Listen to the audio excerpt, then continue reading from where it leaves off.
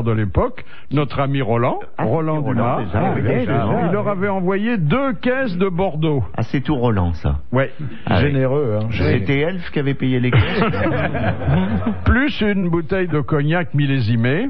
Sympa. Mais malheureusement, le règlement intérieur des prisons néo-zélandaises interdit les boissons alcoolisées. Et Ernu, qui était quand même leur 2e ministre de tutelle, il n'a rien envoyé, lui. Non. Il est mort. Ah oui, non, mais il n'était pas mort à l'époque. Oh, mais il est mort tout de suite après. Ah non. Vous voyez qu'on arrive toujours à savoir les secrets d'État. Ah, c'est fou. Mais là, on a mis C'est quand nous même qui avons payé 15 tout ça, ans. alors. Eh oui. Non, je crois que ça venait de sa cave personnelle. Mais enfin... Mais qui était fourni par qui? Ben voilà. Ben voilà. Oui. Ça devait être Christine qui l'approvisionnait. Ouais. Elle sortait avec le petit Nicolas.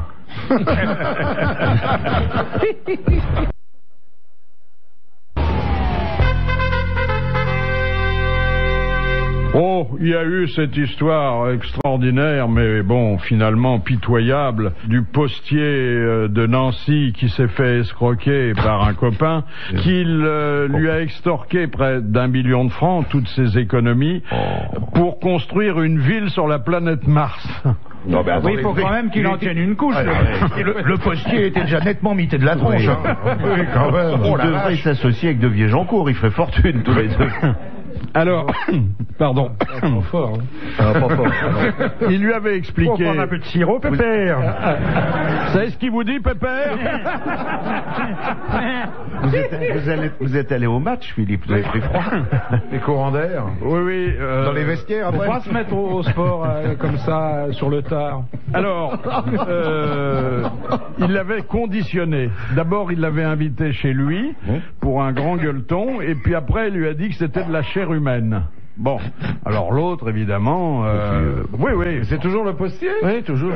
Après, il lui a dit qu'il lui mettait sous la peau une capsule indétectable et qu'il pourrait le faire exploser si jamais il suivait pas ses ordres. Ah oui, donc vous voyez le travail préparatoire. Mais il n'y a pas de concours pour rentrer à la poste? Il n'y a rien. Quand même. Et alors, après, pour qu'il se pénètre bien des impératifs de l'exode spatial qui nous attend tous, hein, parce qu'il n'y a plus rien à faire sur Terre. Il va falloir aller en l'air, hein. ailleurs. Il l'a emmené à Euro Disney. Ils ont été voir Space Mountain. du Mickey. Et il lui a expliqué que, bon... Il doit être syndiqué, le postier. C'est vraiment... C'est pas le bon sens près de chez lui. Hein. que ça serait très cher, parce qu'il faudrait à la fois financer le voyage pour aller là-bas, et Mars, c'est pas... Et l'entrée à Euro Disney, qui n'est pas donnée non plus. Et que, ensuite, il faudrait construire. C'est-à-dire apporter des matériaux et pas construire une maison, construire une ville. Tant qu'on y est. Non, moi je trouve ça pas drôle finalement. Pourquoi vous nous le dites alors? Et ça s'est terminé comment alors? Il a pris quand même un coup dans la lune. 6 mois ferme, remboursement des sommes extorquées, car la Cour a considéré dans son arrêt que la bêtise était une faiblesse au sens du code pénal. Et ça fera jurisprudence. Voilà. Question de Monsieur Lacauve. En 1919, le maillot jaune fut créé pour récompenser le vainqueur du premier Tour de France. En tout cas, le vainqueur d'étape. Alors, vainqueur du Tour de France. Parce que le premier Tour de France, c'est en 1903. Alors, je vous demande, pourquoi cette couleur fut-elle choisie? Parce que ça se voyait de loin. Le soleil. Ça se voyait de loin? Ça se voit de loin, ouais. Dans les sous-bois, on les confondait pas avec des cerfs, qu'il n'y ait pas d'accident de chasse. Ah, c'est la couleur des cocus, comme ils partaient longtemps de chez eux. C'était le plus cocu de tous. Ils pouvaient pisser dessus, ça tâchait pas, ça fait ton surton. Pas la couleur de l'argent, c'est pas la couleur de l'or, c'est la couleur de l'or, la médaille d'or, non? C'était un sponsor déjà à l'époque, non? Alors, c'est vrai qu'il faut chercher de ce côté-là. C'est parce que c'était une marque de laine qui avait le... Non? Mais c'est un rapport, avec un rapport... Qu'est-ce qui a créé... Henri Desgranges. Le journal Loto. Il était imprimé sur des pages jaunes. Il était imprimé sur les pages jaunes et c'était le journal Loto. Et c'est une bonne réponse de Jean-Jacques Ferrand. Mais non, c'est était imprimé sur les pages jaunes aussi. Oui, le lundi. Il faisait le samedi en rose et le... Samedi en rose. Moi, j'aimais bien le samedi en rose. Et le lundi en jaune. On avait tous les résultats du vélo. Ça n'a pas marché très fort hier, la journée du vélo. Pour. C'est normal, vous avez vu le temps qu'il faisait? Bah oui. Oui. Il faut vraiment avoir envie. Hein. Ils attendaient 15 000 cyclistes, il y en a eu 15. Il y a maintenant le vélo, c'est scindé en deux. Il y a les pédales d'un côté, les braquets de l'autre. Alors ça peut pas marcher. Cet arrêt sur son que je vous propose va nous ramener quelques années en arrière. Et ça va être l'occasion de retrouver Guy Montagnier un jour où il était en grande verve. Que je connais un chanteur français, il rentre d'une tournée un jour, il sort reconnu, ouais, bonjour, il saute sur Adeline, Adeline, et à peine il a commencé, elle est folle d'amour, il fait, que tu m'as manqué, il fait, t'as qu'à pas bouger tout le temps.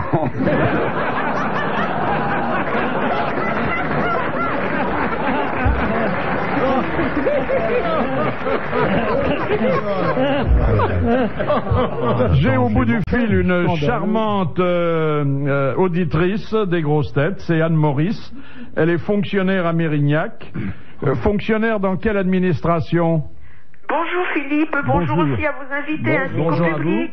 Je suis fonctionnaire au ministère de la Défense. Et à ce temps-là, vous travaillez pas? Je suis en congé. Vous êtes vraiment fonctionnaire? Non,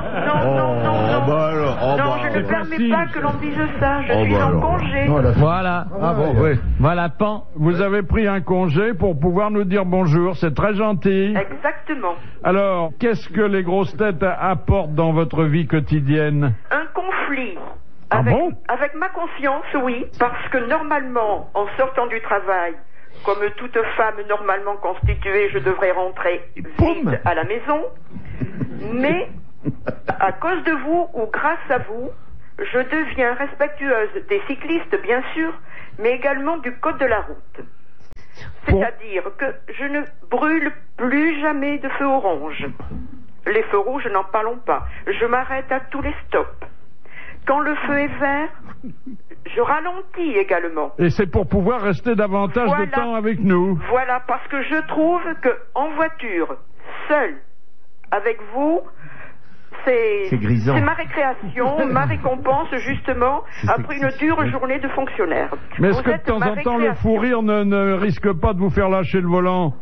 Eh bien écoutez, je ne sais pas si vous vous êtes trouvé en voiture à côté de quelqu'un qui rit tout seul, vous-même riant toute seule, on se jette un regard de connivence et on sait très bien, tous les deux, ce que nous écoutons. Ça, c'est très gentil et nous sommes extrêmement flattés d'être utiles à quelque chose. Vous n'avez pas une radio chez vous quand même? Ça doit être dur de monter la voiture dans l'appartement pour écouter les grosses têtes. C'est pas pareil, je crois que c'est Monsieur Maillot qui parle là. Non, c'est Monsieur Perroni là. Je vais vous passer Monsieur Maillot. C'est pas pareil, quand on est chez soi, on ne reste pas dans la même pièce, assis à 50 cm. Il n'y a pas de feu rouge chez soi. Mais vous pourriez vous arrêter aussi, hein? Eh bien, alors, peut-être que c'est Thierry Roland qui a parlé, là. Ah oui. Alors là, je suis obligé de passer devant le stade Lescure, et lorsqu'il y a match de foot, toutes les routes autour du stade sont barrées. C'est le nec plus ultra. Je suis obligé, pour rentrer à la maison, de faire un grand détour qui m'amène très loin. Et chaque fois qu'il y a un match, c'est vraiment... C'est le bonheur. C'est ce que vous racontez à votre mari en rentrant. C'est ça. Voilà, exactement. Exactement. Je lui dis qu'il y a beaucoup de circulation et... Donc vous devez aimer les... On passe un concours pour être fonctionnaire à la Défense.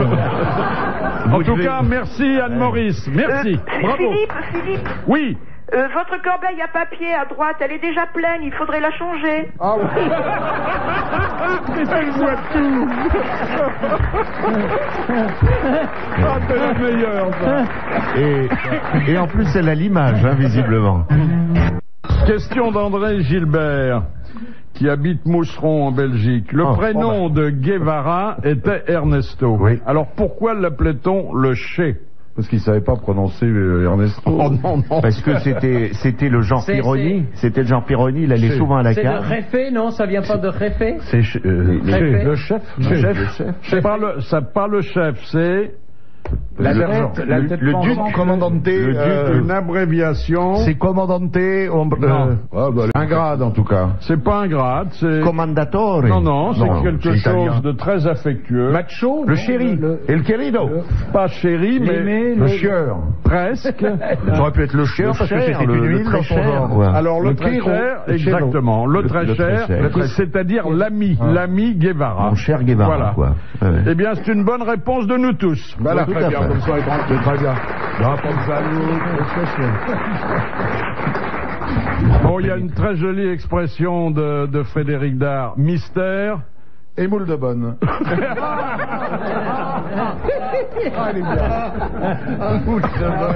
Oh, ça va vous faire de la peine parce que c'est encore une légende qui s'effondre. Cléopâtre, la grande Cléopâtre, celle dont le nez a changé, aurait pu changer la face du monde. Eh bien, on le sait parce qu'on a retrouvé des portraits d'elle, des photos. Des photos, oui, surtout. Mais en Ils avaient des polaroïdes à l'époque. C'était une petite grassouillette avec des dents mal plantées. On se demande ce que Jules César et Marc-Antoine lui ont trouvé. Elle devait faire des copeaux. Hein. Eh oui, il n'y avait pas que Joseph qui Et elle était avait charpentier. une forte tendance à l'embonpoint, en plus. Ouais, mais elle a déroulé du câble. Hein. C'est un égyptologue qui vous le dit. Et en plus, le Thierry, il en connaît un rayon. en plus, elle culminait à 1m50. On a un pot à tabac alors. Ah, là encore, quelles sont les sources Oui, vous comprenez, le c'est- squelette, on a retrouvé peut-être le squelette, Le savoir. squelette, oui. Ça permettait de poser le verre. Oui. On a retrouvé Et une bonne radio. des petites statuettes, pas grandes, hein, Pas grande. qui Il aurait dit la- Michel Rocard. qui la représentent. C'est un mythe qui ne reposait sur rien. Non, mais c'est quand même marrant qu'on apprenne ça tout d'un coup comme ça. Là. On n'a pas vu le squelette, on n'a rien Ben vu. oui. Tiens, c'était un cajot. Cléopâtre était un cajot. Bon, ben voilà. Non, à l'époque, ils étaient tous Non, petits. il y a une exposition qui s'ouvre au British Museum de Londres. J'ai que ça à foutre d'aller là-bas, moi. J'ai un peu d'ouvrage qui m'attend. Non, mais ce que dit Bernard est vrai, les Romains bah étaient oui, très ils petits. étaient- les Romains étaient petits, Ils faisaient oui. 1m60. Bah bon, oui. alors finalement, Ah oui. bon, elle était tout à fait à la hauteur de la Jules situation. César était tout petit. Bah oui. En plus, Jules César, t'es pas très net non plus. lui, hein. Non. Sarkozy aurait pu être empereur à l'époque.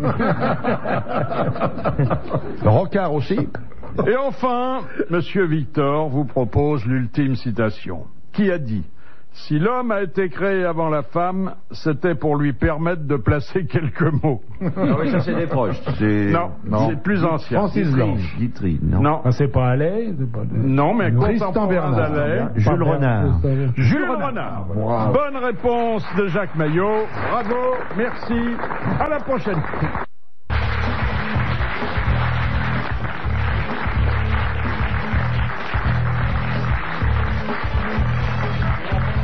Bonjour, les grosses têtes se réjouissent de vous retrouver avec une actualité abondante, multiforme et particulièrement impertinente aujourd'hui.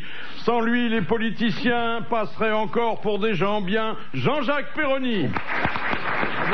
Bravo, bravo. Il est plus populaire dans le 18e arrondissement de Paris que Philippe Seguin. Jacques Maillot. Aucun mérite. La plus petite conquête du cheval d'Harry Boudboul. Le roi de l'à peu près et le prince de nos nuits, Carlos. Il a fait greffer sur son crâne les poils arrachés à ses mollets, Jacques Bellutin. Alors, ira pas, Jacques Chirac ne veut pas aller voir le juge Alphen, qui pourtant est un personnage très attachant, hein. Oh oui. Ah oui, il est même collant. Oui. Et Vraiment. très, très attaché aux politiciens. Vous vous souvenez de sa visite chez les Tibéri? Oui, oui, ce matin. En faux d'herche. Et Xavier en peignoir, c'est exaltant. Ah là là. Ah. L'autre, il ira pas, il l'a dit. Il ira pas. Il n'a pas à y aller de toute Il a façon. pas. Il a pas. Constitutionnellement C'est dans la parlant, Constitution. il a pas. Il peut être jugé La que... séparation des pouvoirs. Complètement. Puis attendez, il a pas à y aller. C'est quand même pas un juge qui va faire la loi, non? Bon, ce qui est pittoresque, c'est qu'on lui a dit, mais pourquoi vous avez envoyé cette convocation à l'Élysée à M. Chirac? Il a dit, c'est son dernier domicile connu. Ah, il est drôle. Et chez les Tibéri, il y avait la séparation des pouvoirs. Jean parlait, Xavier écrivait. Ah oui. Alors, C'est pas la seule offensive de la justice en direction des hommes politiques importants. Je note, rien que durant les dernières heures, une perquisition au Quai d'Orsay, toujours dans l'agenda de M. Védrine, pour voir qui recevait, à la demande de qui, comme si ça nous intéressait. en plus, il est pas là. Il est parti. là. Il fait ça pendant qu'il est pas Et là. on profite chaque fois de ses absences pour le faire. C'est pas bien. Et ensuite, ouverture d'une enquête sur Michel Sapin. Et là, ça sent vraiment le sapin. Ah ouais. Oui, il est pas bien, Sapin. Marquez, vous savez pourquoi il s'appelle Sapin? Sans mémoire de François Mitterrand. Alors, vous savez ce qu'on lui reproche à Michel Sapin? Non. D'avoir les boules.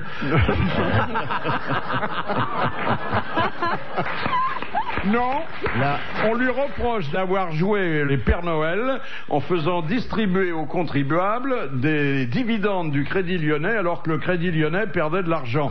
Eh ben, ça prouve que c'est un financier habile. Non, ça prouve qu'il a bon cœur. Il a bon cœur, voilà. C'est normal qu'un sapin se passe en guirlandais. Fais gaffe, il y a le chien qui va commencer à te lécher. J'ai passé une bonne matinée, moi, tiens. Toujours votre chien qui pue, cher Dari. Ah, c'est l'enfer, Philippe. Merci de m'avoir mis là. Hein. C'est l'enfer. Il pue pas, mon chien, d'abord. Et alors, il y a un truc que j'ai pas compris, là. Oui, ça m'étonne. Mais vous savez qu'on vous invite d'abord pour ça. Dans la séparation, là, des pouvoirs, ça veut dire que si un président de la République... imaginons Chirac est bourré, drogué, prend le volant de sa voiture. Attention, pas flagrant délit. Flagrant délit, c'est autre chose. Ah voilà, donc ça, il peut pas faire. S'il a une petite fille sur les genoux pendant qu'il tient le volant, par exemple, on peut le verbaliser. Ah oui, là, il a le droit d'aller voir les juges. Parce que moi, j'avais été pris au volant de ma voiture au petit matin. Je me rappelais. Oui, le coup du laitier. Le coup du laitier. Je m'étais mis dans un camion de lait. J'étais un précurseur. Déjà, je rentrais par derrière. De Paris, il y a dans le Canard enchaîné de ce matin, aujourd'hui, plein de choses gentilles. Très gentilles, parce que c'est un homme sympathique. Oui. Par exemple, il n'a pas l'air comme ça, mais il est très gai. On voit un nouveau conseiller municipal qui dit « Je désirerais un vélo de fonction ». Et le questeur lui dit « Avec ou sans chauffeur ?» Mais c'est pas idiot, ils ont qu'à faire des tandems. Ouais. Mais cela dit, moi j'ai vu le premier jour l'arrivée. Il y en a beaucoup qui sont arrivés en vélo. Hein. J'étais très content. Il y en avait même qui étaient sans selle. Ouais. Et puis, il a livré le secret de sa forme, notre ami Delanoë. Il a dit 60 pompes et des ados. Et des abdos. C'est fou, hein. Non, là vous avez confondu avec l'abbé Vadeboncoeur. Il est sorti, l'abbé. Il est sorti, oui. C'est le Québécois, ça, Vadeboncoeur. Juste pour les fêtes de Pâques. Ouais. Mais il paraît qu'il y va de bon cœur, pépère. Son nom l'indique. Ah oui. Mais avec qui il va habiter à la mairie? Parce que c'est vachement grand, les appartements du maire. Alors, il est tout seul? Non, il n'habitera pas à la mairie. D'abord. Il ne veut même pas du grand bureau de Tibéri, parce que bon... il va s'installer dans les chiottes. C'est intime, il y a du papier, il peut griffonner. Mais c'est normal, il a déjà un chef de cabinet et un directeur de cabinet. Il faut que ça serve. Mais alors, qui va habiter à la mairie? Des gars qui travaillent à la chaîne. Personne, on n'est pas obligé d'habiter la mairie. Coff, il voulait pas habiter la mairie. Ah non. Coff, il voulait louer des chambres au quart d'heure, là-bas. Il va peut-être le faire, Bertrand. Mais alors ça va rester inoccupé. Non, ça sera pas inoccupé, parce qu'il a dit aux Parisiens l'autre jour, c'est votre maison. Ouais. Donc on va pouvoir rentrer pour une fois. Il va louer des chambres, Bertrand, parce que vous avez des filles, Madame Bertrand. Vous avez les filles, vous avez les filles. Celles qui ont le machin trop grand. Voilà. Oui. Et pendant ce temps-là, Xavier fait ses adieux via son journal publié par le Canard enchaîné. C'est très triste, hein. Elle dit, cette fois, c'en est fait, je suis venu vous dire que je m'en vais. Dehors, il pleut toujours, après nous le déluge. C'est un joli chant du cygne. Pauvre Xavier. Et dans le... Surtout que c'est vrai, il pleut toujours, parce que c'est pour ça que j'étais un peu en retard ce matin. Mais on l'a pas dit. On peut pas rouler dans Paris à cause de la pluie. Et puis quand on est en retard le matin et qu'on passe seulement à 16h30 l'après-midi, c'est pas grave. Oui, c'est pas grave. T'as le temps d'arriver. Mais il pleut justement, toute la journée il pleut. On est inondés. Pauvre Dari, elle croit qu'on est en direct et que c'est de la télé.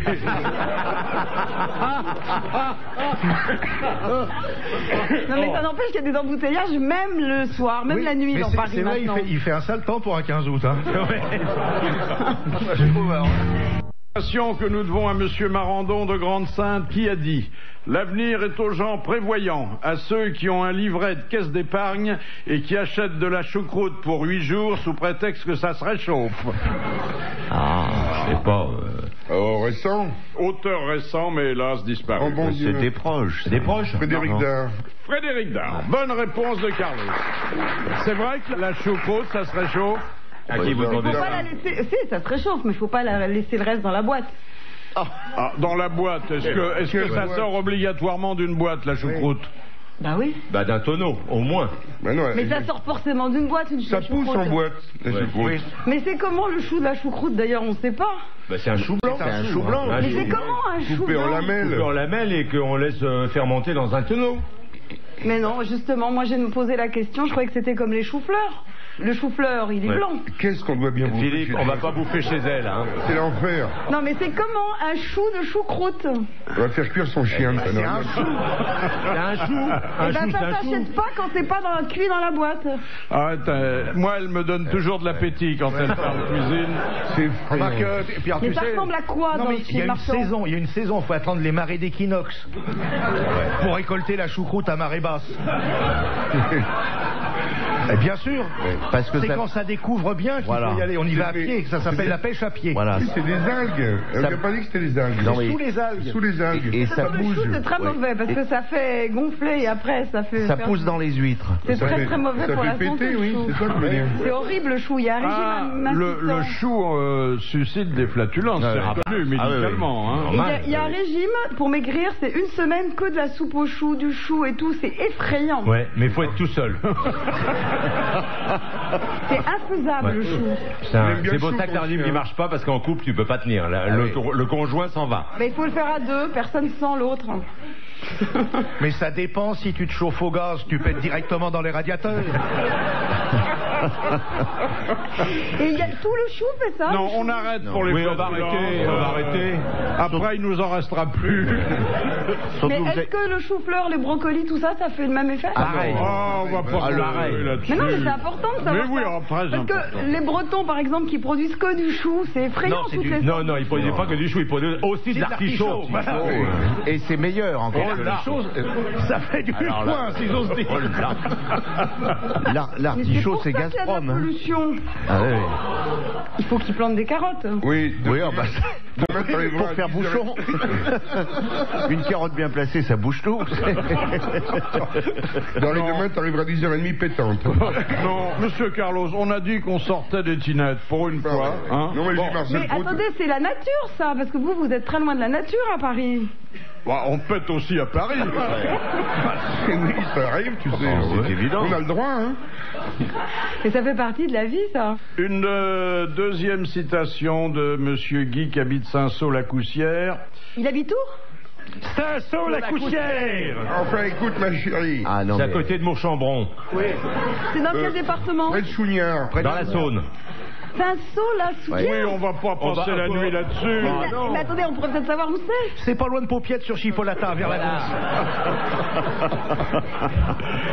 Non, mais il n'y a pas que Paris, Marseille. On se tait pendant que les vieux parlent. Non, mais ça, c'est parce que quand vous dites ça, c'est que vous savez pas quel département c'est. Mais ils sont fous. Du moment qu'il a sa question sur son papier, d'où qu'elle vient, ils sont fous. Évidemment. Ça s'écrit SAULT. Tu quittes la départementale pour prendre le vicinal qui va à clochette sur poil. Voilà. Tu fais gaffe au passage à niveau. Voilà. Il y a Mésidon dans le loin. Tu fais gaffe de pas écraser la mère Micheline parce qu'elle est sourde en train de traire ses vaches. Qui a dit? Et c'est en Bretagne? Non, parce que toi, c'est breton. Oui, du 14e. Qui a dit? Les enfants, ça console de tout, excepté d'en avoir. Oh, c'est merveilleux. Il est mort, ce pauvre homme? Oui. C'est peut-être une femme, d'ailleurs, qui a dit ça. C'est une femme. En plus, voilà. ça, je l'ai su, mais je l'ai oublié. Alors, Louise de Villemorin. Non. Et française? C'est plus récent? Française. Et elle est morte il y a 40 ans au moins. Coco Chanel? Non. Elle en avait eu des enfants? Elle avait eu des enfants, des beaux enfants, parce qu'elle s'est mariée plusieurs fois. Elle était noble? Enfin, de bonne famille? Académie Goncourt? Romancière? Académie Goncourt. Colette? Colette. Bonne réponse de Jean-Jacques Perroni. Alors, à propos des enfants, il faut noter aujourd'hui cette coïncidence qui est totalement fortuite, comme les coïncidences, comme toutes les coïncidences. Il y a une sortie au cinéma, comme tous les mercredis, de 2 très grands films qui sont d'ailleurs bien accueillis et qui chacun traite de ce qu'on peut faire le mercredi. Alors, dans un film qui est joué par Vincent Lindon. Mercredi folle journée. Mercredi folle journée. On indique comment on peut s'occuper des enfants le mercredi. Et dans le film de Chéreau, Intimité, on indique comment faire des enfants le mercredi. Puisque c'est un couple assez extraordinaire. Ils se retrouvent tous les mercredis et ils font l'amour toute la journée sans échanger un mot. Ah oui. Pas un mot. Ça prouve qu'ils baisent mal. Ouais. Non mais même pas. Le monsieur en partant, il pourrait dire merci et la dame au plaisir. Oui. Même pas. Si on se remuait peut-être. Ouais. Ah oui? Oui, c'est curieux, ça, de pas se dire un mot quand même. Mais c'est un accord. Tu vois, ça les excite, je pense, de ne pas parler. Parce que vous parlez beaucoup pendant ce temps. Ah, énormément. Qui lui? Oh là là, Philippe? Oh là! Oh là! Le quartier entier est au courant. C'est pour ça qu'il a déménagé. Maintenant, il est derrière un immeuble parce que sans ça, il tenait pas les mecs. Mon préambule, je le modifie un peu. Je dis la grosse tête est charmée de vous retrouver. J'espère que vous allez passer une bonne après-midi. Mais de toute façon, vous pouvez pas faire ça tout un mercredi, vous. Bah si, tu peux lire. Attends, tu lis votre âge. Mais justement, faut être vachement jeune pour faire ça. Non seulement le mercredi, mais le reste de la semaine. Non, mais toute la journée, faut être vachement jeune. Moi, je parle, je dis bonjour madame, j'ai une affaire qui monte, voulez-vous en prendre la tête?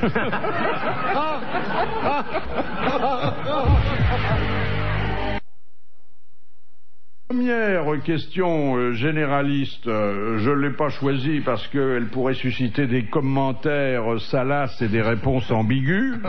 Je sais que vous ne céderez pas à cette facilité. C'est pas le genre de la maison. Oh là. C'est une question médicale de Monsieur Bacon. Qu'est-ce que le tringlage? C'est bien voilà. Je sais ce que c'est. Voilà. Mais d'ailleurs, justement, pourquoi est-ce qu'on appelle ça tringler? On parle pas pendant qu'on tringle, on te l'a dit. On dit tringler quand la dame monte au rideau. Ça vient des rideaux? Oui. C'est quand on va te la passer dans l'anneau. Non, le tringlage. Alors, dites, Jacques Maillot. C'est un rapport avec les parapluies quand on met les tringles là. Non, médical. Médical. Ah, c'est médical. Donc c'est une action d'un médecin sur un homme. C'est un soin. Ça nécessite quand même une petite intervention chirurgicale. Hein. Ça n'a aucun rapport avec la petite zigounette des messieurs? Ah non, c'est quand on se fait faire une introspection, c'est-à-dire coloscopie, un truc comme ça. Coloscopie avec Jacques Chancel. Ouais. Non, mais ça n'a sûrement rien à voir. Mais moi, je n'arrive pas à savoir pourquoi ça s'appelle tringler quand vous faites ça. On te montrera à l'entracte. Ça a rapport avec les anneaux de la tringle à rideau? Oui, complètement. Il faut faire un trou? Oui. Et on laisse quelque chose après? Ah oui. Une tringle? C'est quand on a. Eh ben c'est quand ils mettent des pièces. Un pacemaker. Non, ça a rapport avec les veines. Oui. Eh ben oui, voilà, je savais. Hein. Mais alors, des veines d'où? Des jambes. Des veines de partout, il y en a partout des veines. Oui, merci. Les veines des jambes, ce sont les varices. Exactement. C'est l'opération des varices. Bonne réponse de Jacques Balutin. Et merci à Dari Boulboul, qui, à force de dire n'importe quoi, vous a aidé. Vous voulez dire que la mère Denis s'est faite tringler quand il... Quand ils lui ont enlevé ses varices. Oui, elle a dit au diable les varices.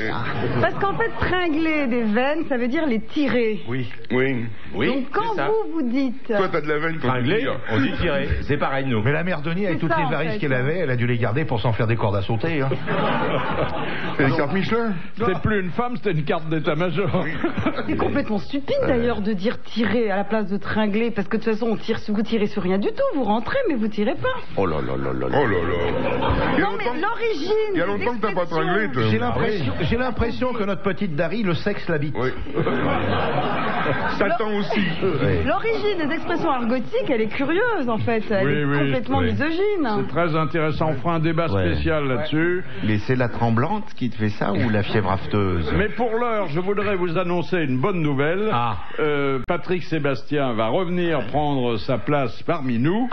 Et vous savez que c'est un ténor. Et la bande-annonce, ça va se présenter dès aujourd'hui dans notre rubrique Arrêt sur son, grâce à un souvenir que nous avons gardé d'une petite histoire mémorable racontée par le grand Patrick.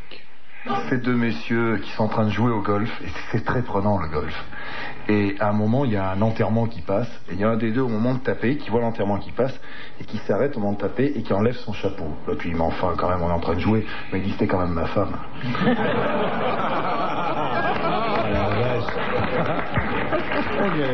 C'est terrible, hein. Elle est courte, mais effroyable. Oui, mais elle est tellement vraie. Ah oui.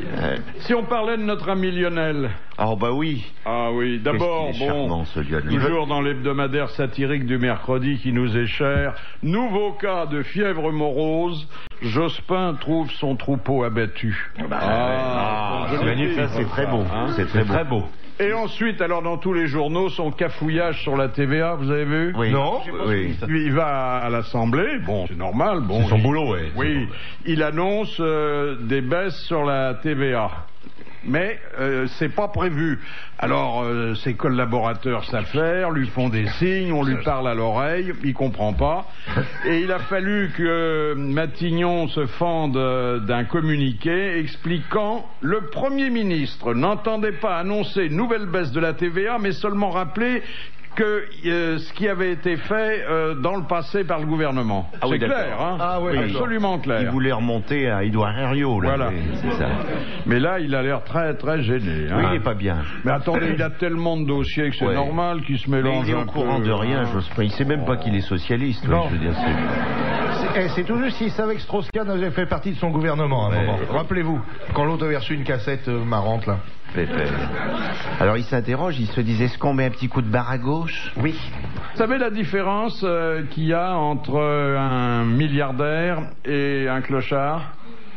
Le milliardaire change de Rolls chaque année et le clochard de Porsche tous les soirs. Elle est drôle. Excellent.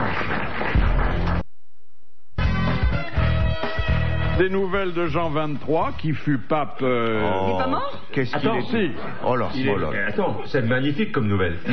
Merveilleux. Vous vous souvenez d'ailleurs, il s'appelait, je crois, Monseigneur Roncalli. Il était rond. Il avait été nonce à Paris, c'est-à-dire ambassadeur du Vatican, et ça fait un pape extrêmement joyeux, sympa, très jovial. Oui, très jovial. Ça, c'est parce qu'il était gros qu'on disait ça. Non, pas du tout. Non, il était jovial. Et alors, 37 ans après sa mort, on a eu la curiosité d'aller voir ce qui devenait dans son cercueil.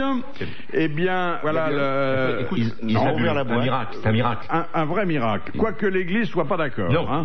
Mais voilà dans quel état on l'a trouvé. Son visage était intègre, les yeux fermés, la bouche légèrement entrouverte et les traits rappelant immédiatement sa physionomie familière. Oui. Bref, il n'avait pas du tout subi ce qu'on appelle la corruption du tombeau. Il terminait sa cigarette et...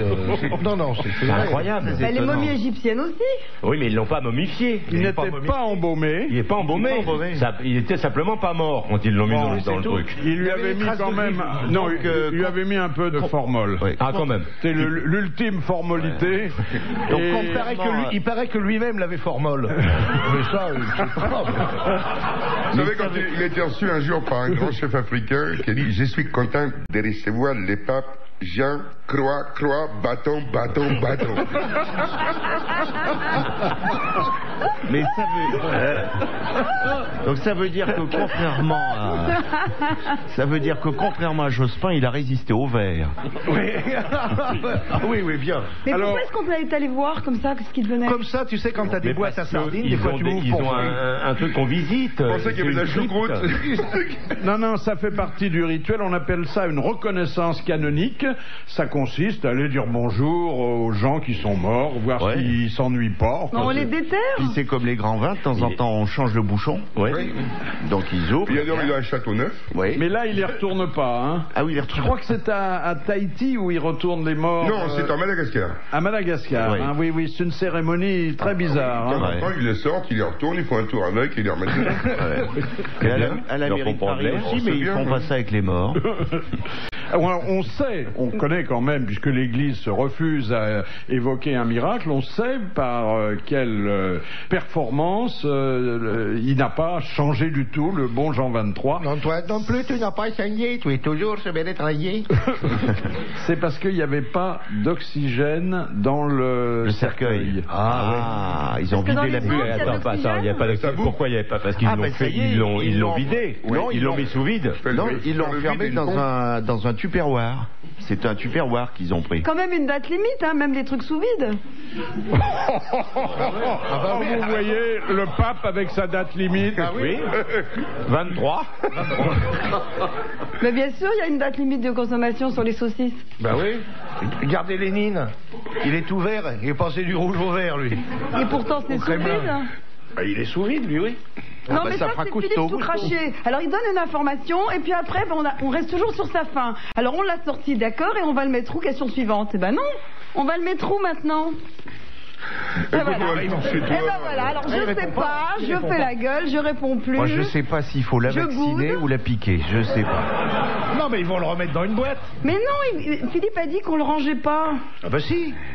Ils vont le mettre là où il était, ils vont changer de... On regarde effectivement comment il est, et puis on referme... Et puis c'est tout. C'est tout. Et puis dans 36 ans, ils le rouvriront, c'est tout. Voilà. Non, mais ils auraient pu faire comme Sainte-Thérèse de Lisieux, que tout le monde le voit, dans un truc en verre.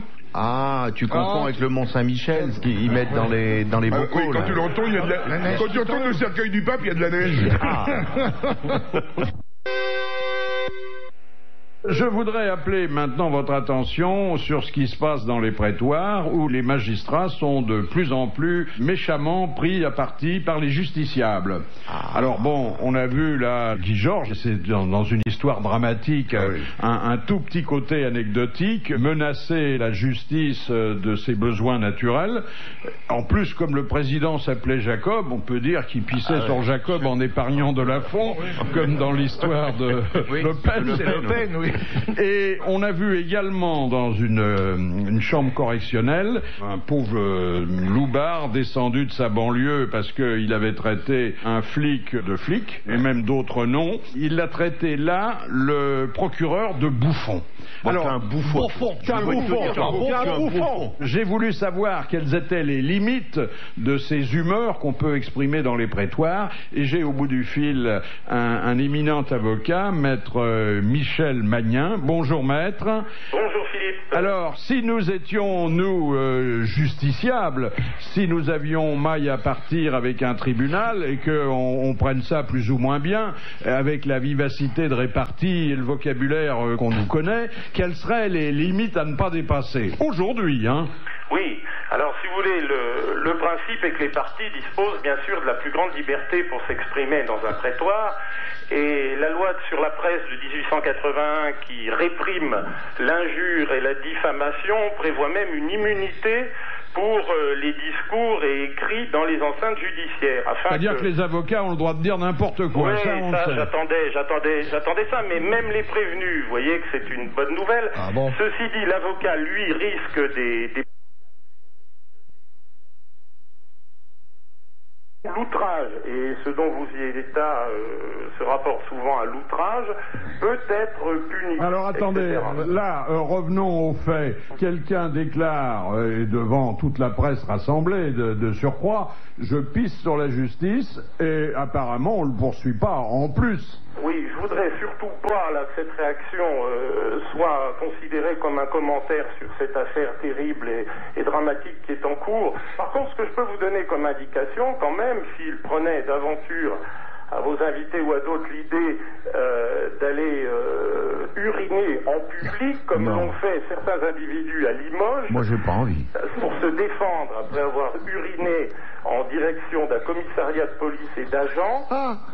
Oui, attendez. On dit qu'ils ne pouvaient pas être condamnés pour outrage public à la pudeur parce qu'il ne s'agissait pas d'une exhibition sexuelle dans la mesure, ont-ils dit, où un organe viril fonctionnant en tant qu'émonctoire n'était pas de nature à entraîner une répulsion et donc de froisser la pudeur.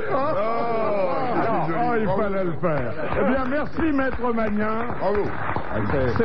C'est vrai qu'un organe comme nous en sommes dotés ne peut pas être à la fois génitaux et urinaire. Il faut choisir. Il ne fait pas les deux à la fois. On ne peut pas être à la fois au four et au moulin, comme dirait Jacques Lang. C'est réservé aux hommes, alors ça.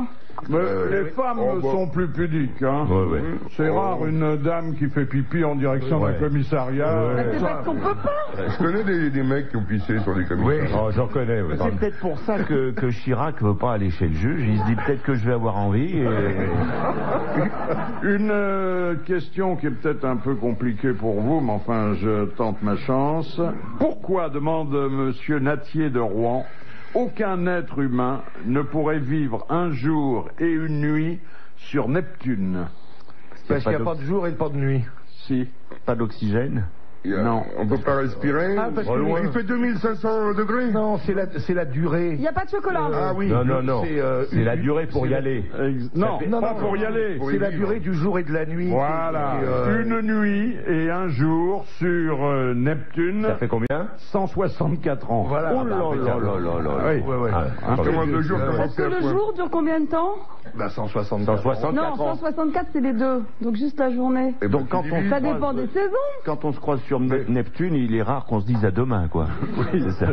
Voilà, c'était un commentaire superflu de Dari Boudboul, mais une excellente réponse de Jean-Jacques Perroni.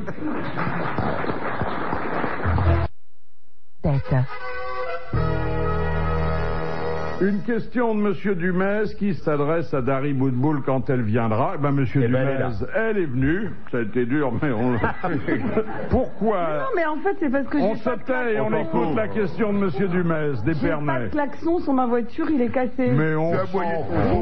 Eh ben non, essayez de conduire sans klaxon, vous. Je voudrais vous voir dans avec la gueule que t'as, tu baisses la vitrine et tu fais pimpon et puis c'est tout. C'est impossible. Fais aboyer ton chien. Ouais, à quoi il sert le clébard? D'ailleurs, je pense qu'au contrôle technique, c'est vachement plus dur de conduire sans klaxon que sans frein. Mais vous avez toujours la pancarte que vous aviez derrière votre pare-brise? Femme au volant, non? Alors écoutez, vraiment sur ce sujet, moi j'ai toujours envie de klaxonner que des mecs. Alors. Oui, mais ça c'est parce que vous racolez. C'est ta vie sexuelle, ça. C'est parce qu'ils ne voient pas quand tu es derrière le volant. Alors évidemment, ils voient passer une bagnole sans conducteur, ils ont peur. Non, parce que j'ai un volant qui se baisse, moi. Oui, justement. Et elle met 3 bottins. C'est la seule voiture qui a le volant sous les pédales, la voiture de Dari. Non, mais c'est vrai que j'ai dû baisser mon volant. Et je mets pas la ceinture parce que à chaque fois qu'il m'arrête. Ça te fait col rouler? Non, penses-tu, elle l'a sur les yeux. Il y a une législation qui oblige les enfants à être sur des rehausseurs jusqu'à l'âge de 10 ans. Mais il y a des enfants de 10 ans qui sont vachement plus grands que moi. Moi, je peux quand même pas conduire avec un rehausseur. Alors, Monsieur Dumez demande à Dari Boudboul pourquoi les chevaux n'ont-ils jamais de puce ni de poux? Eh ben ça, je savais, mais j'ai oublié aussi. Mais c'est vrai parce que quand les chiens ont des puces, on prend un tapis de sel. Bon, me dites pas, c'est vrai. Je t'explique. Dites-moi pourquoi. C'est à cause de la température. C'est la température du corps. La température corporelle est de 40 degrés. Et elle crame, voilà. Et le pouls n'aime pas ça. D'ailleurs, le pouls, il fuit la tête des grands malades à cause de ça. Donc, il n'est pas fou, le pouls, et il s'installera jamais... Sur la tête de Jean-Louis Debré. Bonne réponse de Jacques Maillot.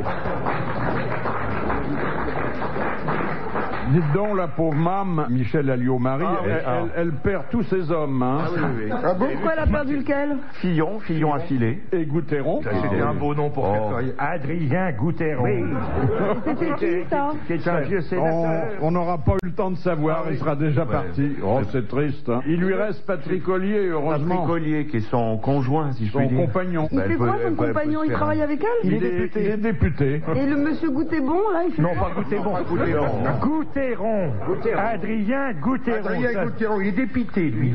De monsieur Lattré de Sarthe-Lespa, quel est le type d'excitation que les sexologues nomment télotisme? T-H-E-L-O-T-I-S-M-E. THE. C'est quand on passe chez McDo et qu'on peut plus tenir. Bon, ça concerne l'homme ou la femme? Les deux.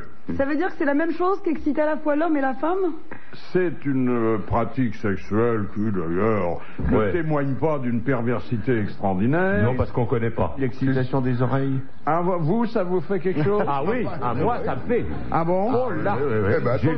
Non, oh là. Ah non, pas ça. Ah non, les oreilles, moi, je suis extrêmement sensible des oreilles. Aussi. Quand, par exemple, vous entendez ces 1000 francs? J'entends pas ce genre de choses. C'est votre dernier mot? Oui. C'est une caresse? C'est une caresse, avec d'ailleurs l'arrière-pensée sexuelle. Oui, enfin de préparer sexuellement le partenaire. Le cunilingus. C'est une caresse qui se fait avec la main ou avec quelque chose d'autre, ou avec les cheveux, ou avec les cils? Avec ce que vous voulez. Alors c'est l'endroit. C'est l'endroit, oui. C'est l'endroit. Ça peut être l'envers aussi. Oui, c'est intéressant comme question. Le bout des seins. Exactement. Voilà. C'est l'érection de la pointe du sein. Restons au scientifique et correct, je vous prie. Et c'est une bonne réponse de Jean-Jacques Perroni.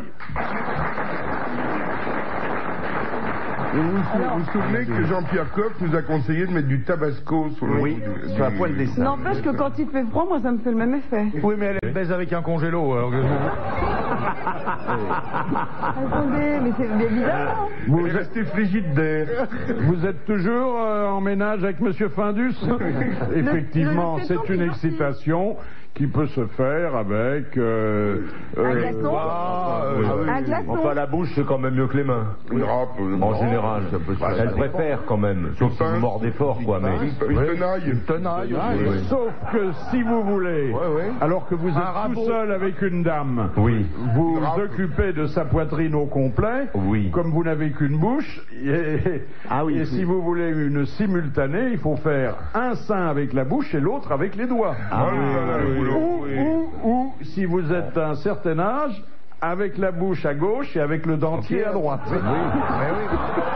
Moi, je m'en fous, je mets une treilleuse. On sent l'homme organisé, là. On sent le mec qui a beaucoup voyagé. Au bout du fil, Jean Dutour. Bonjour Jean. Bonjour mon petit. Quel souvenir. Alors, Madame Douchy demande, d'après la Bible, et c'est pour ça que j'ai pensé à vous. Ah bah c'est très gentil, merci. Quel était le métier d'Abel et puis le métier de Cain? Oh bah ça c'est pas difficile. Abel était berger, Cain était jardinier. Exactement. Bonne réponse de Jean Dutour. Moi, je souviens que des trucs comme ça me demandaient, c'est pas la peine de me déranger. Vous m'auriez dit, il y en avait un qui était cheminot et l'autre buraliste, je vous aurais pas cru. J'aurais dû, ça aurait un peu changé.